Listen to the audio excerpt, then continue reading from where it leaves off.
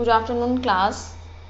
हम लोगों ने एनसीटी के बारे में पढ़ा, जो कि ऐसे ऑर्गेनाइजेशन हैं जो एजुकेशन को प्रमोट करते हैं।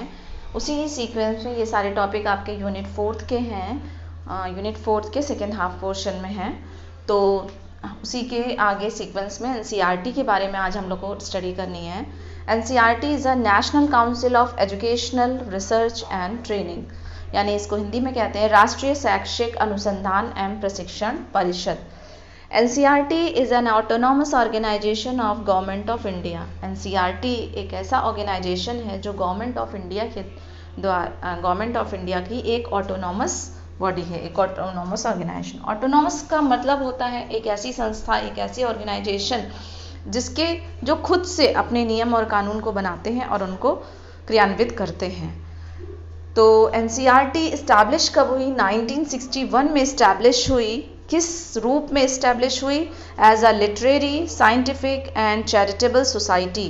एक शैक्षिक यानी किस तरीके से शिक्षा दी जाए, वैज्ञानिक और चैरिटेबल यानी कि चैरिटी के रूप में, यानी कि कैसे सोसाइटी में इस्टेब्लिश हो। इस तरीके से चैरिटेबल सोसाइटी यानी सोसाइटी समाज में किस तरीके से कार्य करे, इस रूप में इस्टेब्लिश हुई under the societies registration act of 1860।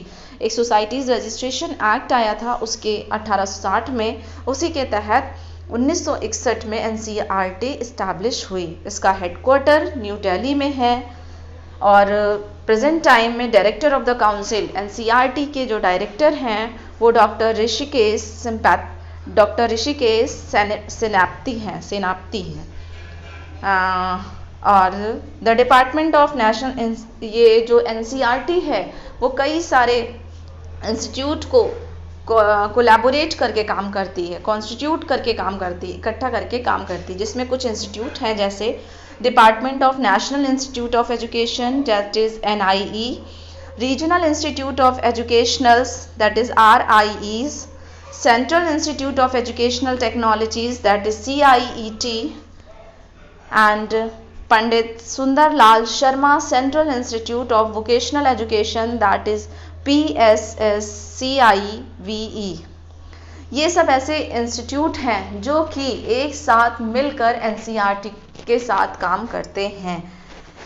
इनका क्या फंक्शन करते हैं? Undertake programme of research related to different aspect of teacher education.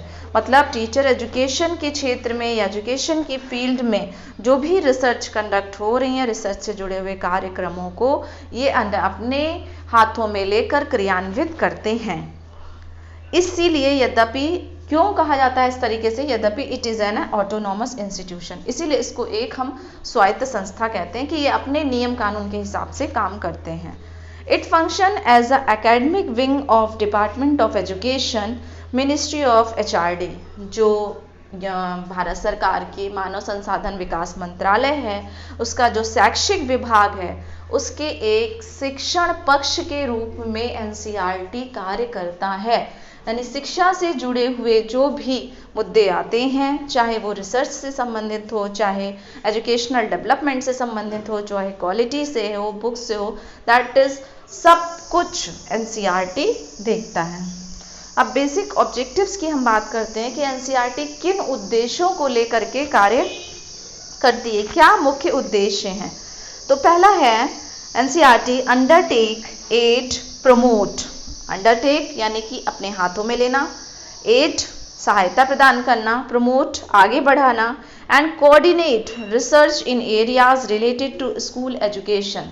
जो भी विद्यालयी शिक्षा में रिसर्च के कार्यक्रम होते हैं, जो अनुसंधान होते हैं, उनको कोऑर्डिनेट करता है एनसीईआरटी, यानी उनको कहीं ना कहीं सहयोग प्रदान करता है। कुछ कार्यों को जो करना होता है वो अपने स्तर से करता है, एड प्रोवाइड यही सहायता प्रदान करता है, और प्रमोशन का कार्य करता है। कार्य करने का ऑब्जेक्टिव है, करता नहीं, अभी सिर्फ उद्देश्य बना रहे हैं। सेकेंड ऑब्जेक्टिव क्या कहता है? Prepare and publish model text book, यानी जो टेक्स्ट बुक होती हैं उनको प्रिपेयर करना, बनाना एंड पब्लिश करना। सप्लीमेंट्री मटेरियल, टेक्स्ट बुक के अलावा जो अदर रिलेटेड मटेरियल है, newspaper, journals and other related literature, यानी जो भी जो शिक्षा से जुड़ा हुआ जो बुक है, जो उसके अलावा जो रेफरेंस मटेरियल है, एडिड मटेरियल, इन सब चीज़ों की प्रिपेयरिंग करना है और उसके बाद उसको पब्लिश करना है। ये सारा ऑब्जेक्टिव एनसीईआरटी का है। थर्ड है organise pre service and in service training of teachers. जो भी मतलब शिक्षक शिक्षा में कार्य करता है, ये तो शिक्षक शिक्षा या तो प्री सर्विस प्रोवाइड कराता है एनसीईआरटी या इन सर्विस ट्रेनिंग ऑफ टीचर्स, यानी जो टीचर बनना चाहते हैं उनके लिए प्री सर्विस करने से पहले आपके लिए कुछ कोर्सेज ऑर्गेनाइज कराते हैं जिसके बारे में हम लोगों ने कल एनसीटी के माध्यम से पढ़ा था। और जो लोग शिक्षा क्षेत्र में रहते हुए, शिक्षक रहते हुए कुछ ट्रेनिंग काम करना चाहते हैं, सीखना चाहते हैं, तो उनके लिए इन सर्विस ट्रेनिंग प्रोवाइड कराने की ऑब्जेक्टिव्स हैं। Develop and disseminate innovative educational techniques and practices. किस तरीके की टेक्निक्स? हमारी जो शिक्षण तकनीकी हैं, जो शिक्षण प्रणाली है, किस तरीके से पढ़ाया जाए, शिक्षण विधियां कौन कौन सी हैं, तो उनमें नए नए इनोवेटिव आइडियाज़ को डेवलपमेंट करना और उसको डिसेमिनेट करना, यानी कि उसका प्रचार प्रसार करना। किस तरीके से नई नई विधियों से पढ़ाया जाए, नई नई अध्ययन विधियाँ, नई नई कार्य जो प्रैक्टिस है, जो कार्य प्रणाली है, उसको किस तरीके से कराया जाए जिससे एजुकेशन जो है वो और अच्छी हो सके, यानी एजुकेशन फील्ड प्रमोट हो सके, इन्हांस हो सके, लर्निंग ज़्यादा से ज़्यादा हो सके। तो ये इसका एक ऑब्जेक्टिव है। Collaborate and network with state educational department, universities, NGOs and other educational institution. NCERT का एक मुख्य उद्देश्य ये भी है, इस ऑब्जेक्टिव के साथ कार्य करता है कि जो भी स्टेट के, जो भी राज्य सरकारों की यूनिवर्सिटीज़ हैं, एजुकेशनल डिपार्टमेंट हैं, NGOs हैं, या कोई भी शैक्षिक संस्था है, उसके साथ कोलैबोरेट करके, यानी उसके साथ कहीं ना कहीं सहयोग करके, एक नेटवर्क बना करके, एक जाल बना करके कार्य करना, नेटवर्किंग, यानी आपस में कहीं ना कहीं कनेक्ट हो करके शिक्षा के क्षेत्र में कार्य को आगे बढ़ाना, शिक्षा के क्षेत्र में कार्य करना, ये भी एक इसका ऑब्जेक्टिव है। नेक्स्ट है act as a clearing house for ideas and information in matters related to school education, यानी कि शिक्षा, जो विद्यालयी शिक्षा है, उससे जुड़े हुए जो भी मामले हैं, जो मुद्दे हैं, उसके बारे में नई नई जानकारियाँ, नए नए विचारों को प्रेषित करते रहना, यानी नए नए विचारों को ओरिजिनेट करते रहना। तो ये एक तरीके से क्लियरिंग हाउस की तरीके से वर्क करता है।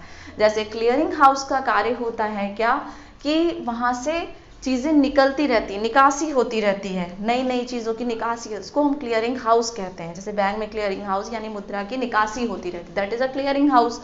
तो उसी तरीके से एजुकेशन की फील्ड में एनसीईआरटी एक तरीके से क्लियरिंग हाउस की तरीके से वर्क करता है, जहाँ से हम डेली टू डेली नए नए इनोवेटिव आइडियाज़ जनरेट होते रहते हैं और नई नई इंफॉर्मेशन जनरेट होती रहती है और डिसेमिनेट होती है in the field of school education matter.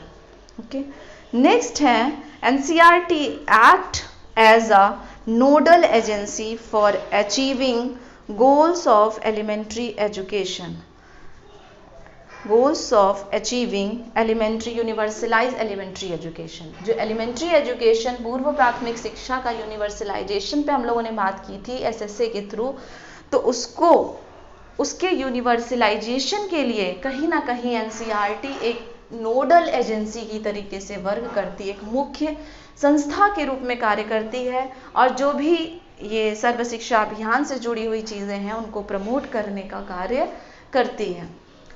करती है। और ये इसका अभी ऑब्जेक्टिव है, यानी कि ये इन्होंने एक उद्देश्य बना के रखा है कि हम एक नोडल एजेंसी की तरीके से कार्य करेंगे और फुलफिल करेंगे, जो यूनिवर्सलाइजेशन ऑफ एलिमेंट्री एजुकेशन है उसको फुलफिल करेंगे। तो इस तरीके से देखा जाए तो एनसीईआरटी शिक्षा क्षेत्र में एक अहम भूमिका निभाती है और अपने ऑब्जेक्टिव्स को फुलफिल करने के लिए दिन रात कार्यरत रहती है। इसके आगे इसके फंक्शंस हैं कुछ, और कौन कौन से इंस्टीट्यूट के साथ कोलैबोरेट करते हैं उसके बारे में हम नेक्स्ट वीडियो में पढ़ेंगे। और आई होप आप सबको समझ में आया होगा।